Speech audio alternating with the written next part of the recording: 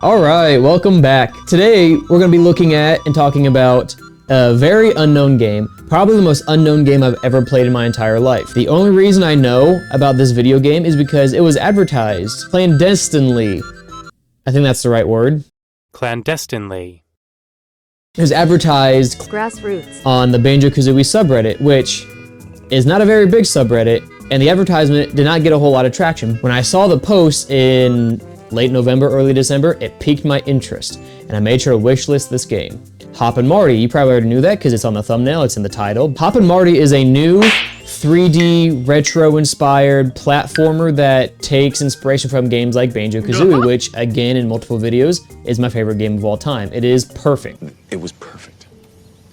Perfect. Everything, down to the last minute details. I had to try it to see if it really could invoke any of those same feelings as when I played Banjo-Kazooie, and it did okay.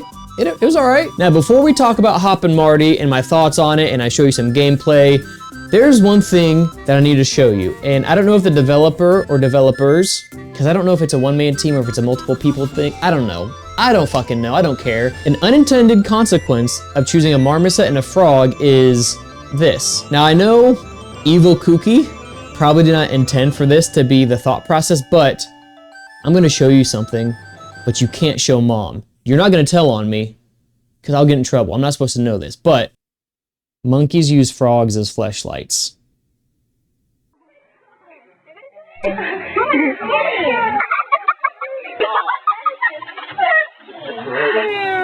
So, I don't know what the implications are of Marty and Hop living together as two single males. That's where my mind first went. If they're both living together and they're single, odds are that Marty is forcing Hop to give him fellatio, give him that sloppy toppy, and Hop can't do anything about it because he's a frog. Oh my god! Oh my god, I'm about to burn, son! Now, about the actual game is very influenced by Banjo-Kazooie and Donkey Kong 64. The game opens up with Captain Hookbeak, I think, and he steals all the little pygmy marmosets, which are all around Hop and Marty's little area, which looks eerily similar to the starting area of Donkey Kong 64 and Donkey Kong's Island.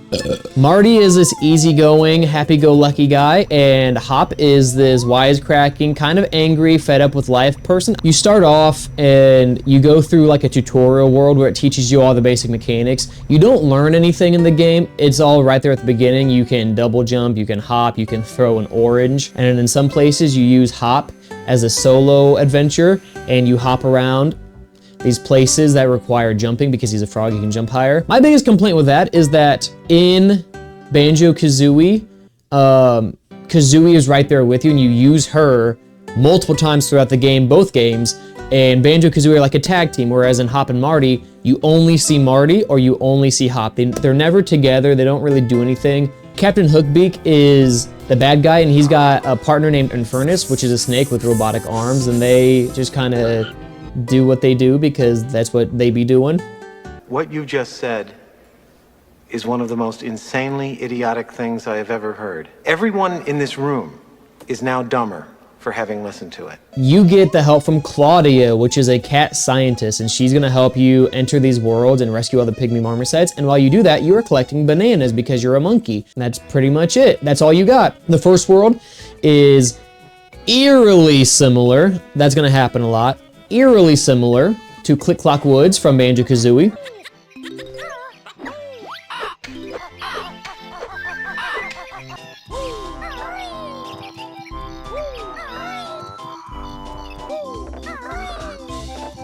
That rubbed me the wrong way. The second world is this big, wide open living room that reminds me of something out of Rugrats, and that world I did not enjoy. It's so big, so spread out, it is so tall, did not enjoy it. You have, like I said, Click Clock Woods ripoff.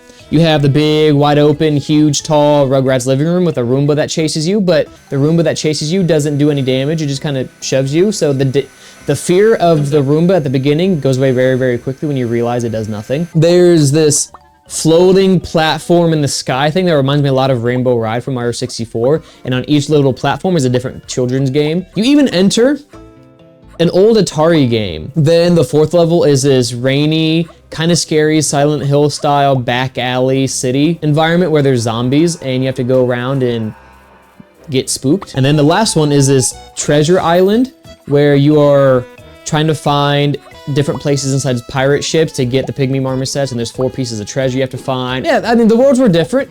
Some of them were unique. This was kind of neat. Do you remember being a kid, going over to a friend's house, and you really just wanted like a Coke or a Dr. Pepper? And you said, hey, Jimbo, can I have a Dr. Pepper? And he's like, yeah, sure, here's a Dr. Pepper. And he brings you over a Dr. Topper.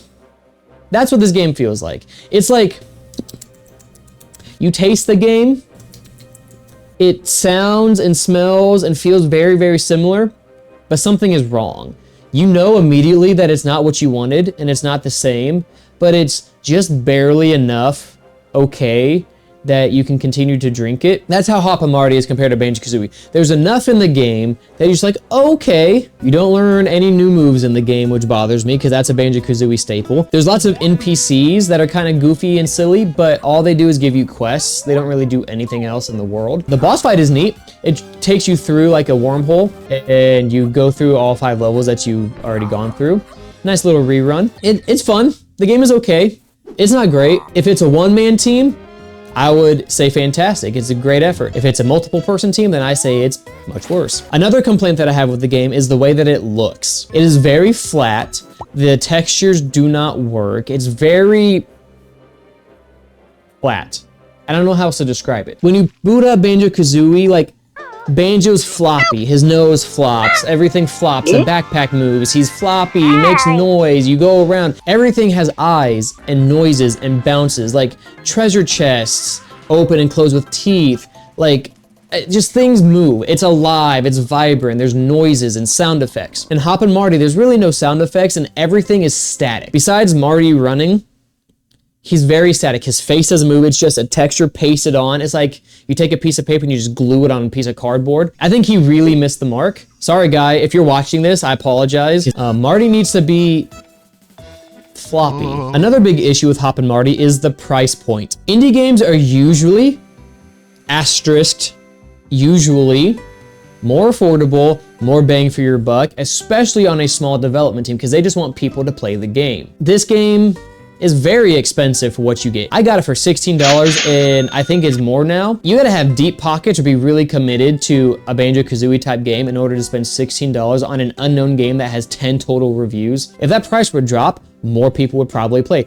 I know that for a fact because I have 2 people tell me already after I told them that I had the 100% speedrun record that they wanted to speedrun the game, but they weren't spending $16 on a game like this. We're gonna talk about grades, all right? We're gonna put Hop and Marty over in that chair over there. We're gonna give this bad boy a grade. For fun, I'm gonna give Hop and Marty a B-. All right, there's just enough in the game that kept me interested in playing the entire time, but not enough that I thought, this is fun. For music, I'm gonna give it a B because there's plenty of times when the soundtrack would play, and I questioned it a lot in the video, how he got the music to sound so similar to Banjo-Kazooie.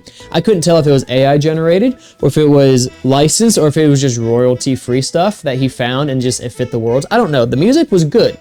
Not great, but it fit the world, so I give it a B. For replayability, I'm gonna give this a C. I do not see myself playing this game again. If there's a sequel, I might play the sequel, but I don't see myself traversing these worlds again. For gameplay, this is gonna be a big hit because I'm gonna give this game a D+. Mainly because once the game starts, you learn nothing new. Once you got 5 minutes into the tutorial and that's it. That's it. You learn nothing, nothing changes. You throw oranges and you play as Hop. Enemies are one hit kill, all of them. There's not a variety. It was visuals. I think I'm gonna be the harshest on, because it was a self-advertised Banjo-Kazooie inspired game, but it did not look at all like a Banjo-Kazooie game. Besides, things need to be animated and moving and floppy and fluid with eyes and happy and sad and like emotional, and this is not. Everything is static, nothing moves. I think visuals is probably the worst part of the game, to be honest. Sorry, guy. Visuals, I'm gonna give it a D-.